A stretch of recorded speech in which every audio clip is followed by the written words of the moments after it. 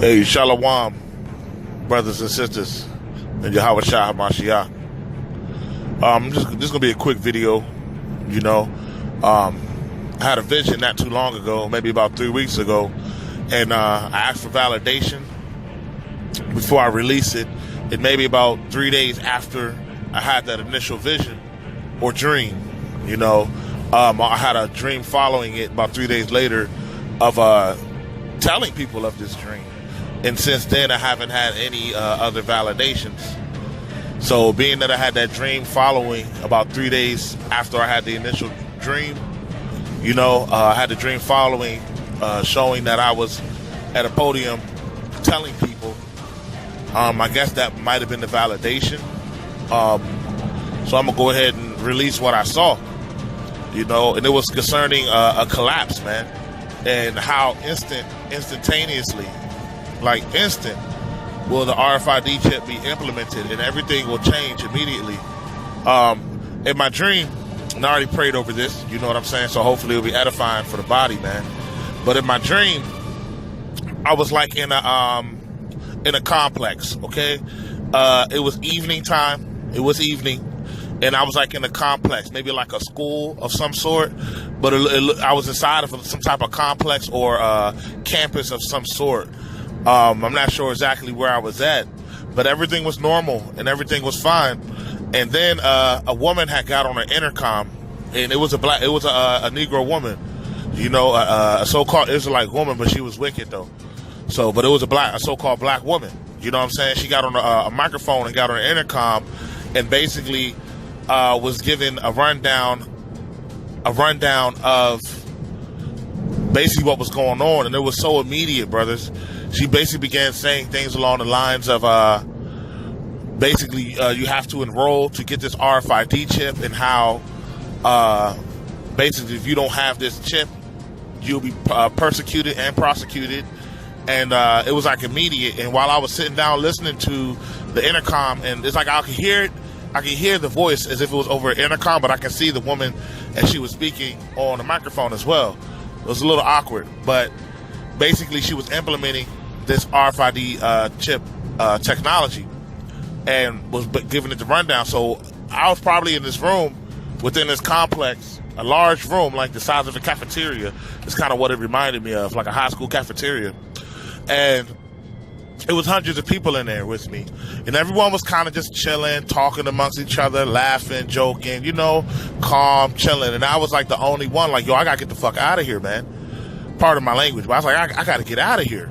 I gotta get out of here, man. So I was like, 'cause I already knew what the deal was. Whoever was in this complex was going to get a chip, and if you denied that chip, man, you was going to get put to death or incarcerated. So in the middle of this woman talking and giving the rundown concerning this RFID, I began trying to get out of the complex in the middle of her talking, because in the spirit, my spirit was quickened and I knew what was coming, you know? So in my vision, I wound up leaving this complex, and it was dark outside, and I went to my car, and it was security.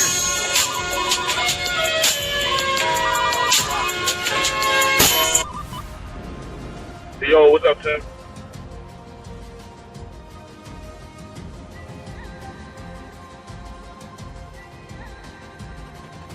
Oh, well, I'm like 5 minutes away. I'm about to get off on 66. All right. Man, that's Satan, man.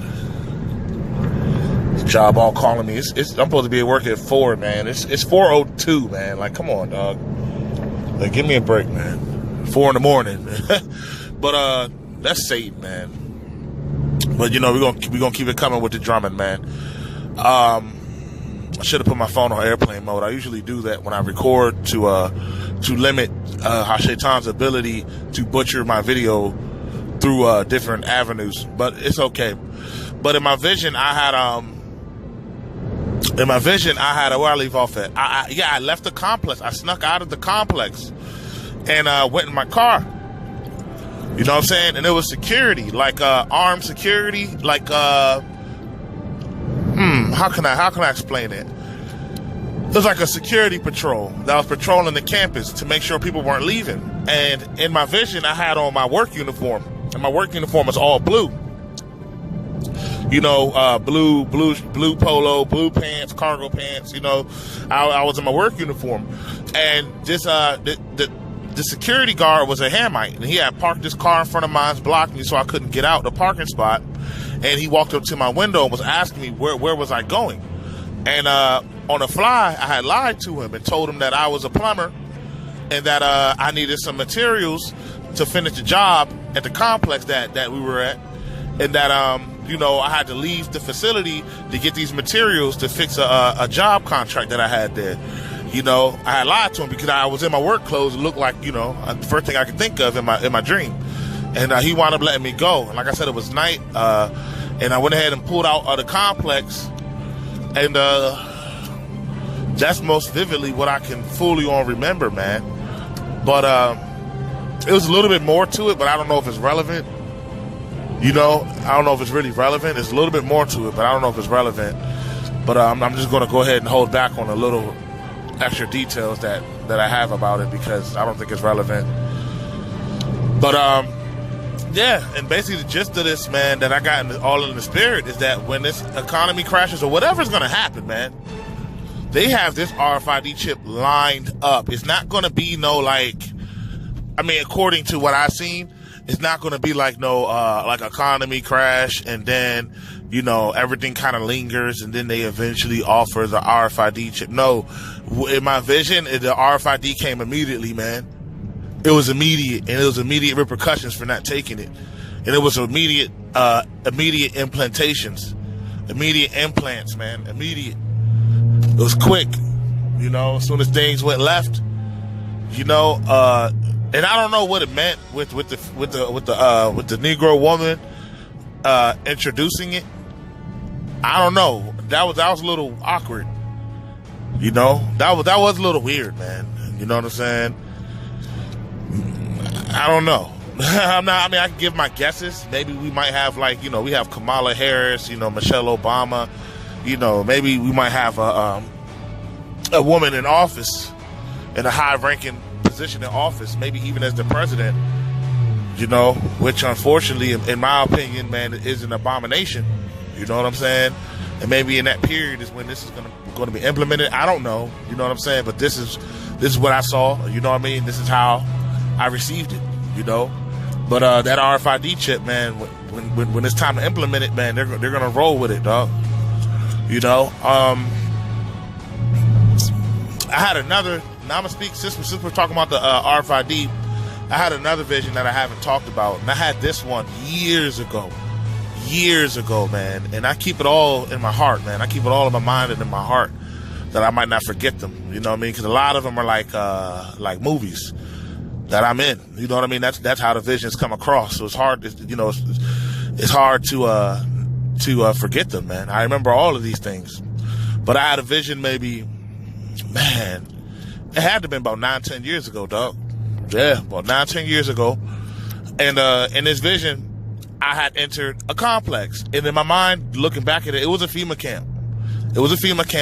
And when you walk in, and now I didn't see no torture mechanisms or nothing crazy. It was like I walked up to this lady in reception, and it was a Caucasian lady. She was sitting down in front of a computer, and she was like, "Did you want to get the implant or something of that nature?"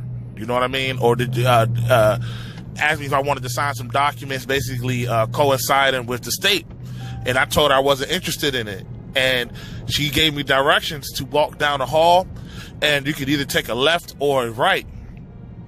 And I walked down this hall, and all in the spirit, she told me to take a left. And I knew if I took this left at the end of the hall, that I'll be going into the room where they're going to be chopping off heads. That's what I felt in the spirit back then, even back then, because I know about the FEMA camps and the guillotines since 2008, 2009, man, since the times of the recession, man. I knew about this stuff. I initially came into the truth through conspiracy theories, which isn't conspiracies at all. It's just the truth. But, I was really heavy into these things in my youth, man. Since I was about 15, 16 years old, I was into these things, man, So, all in the spirit, I walked down this hallway in my vision, and instead of taking a left, I take a right, and I make a book forward and hit an emergency exit, and I run out of the building.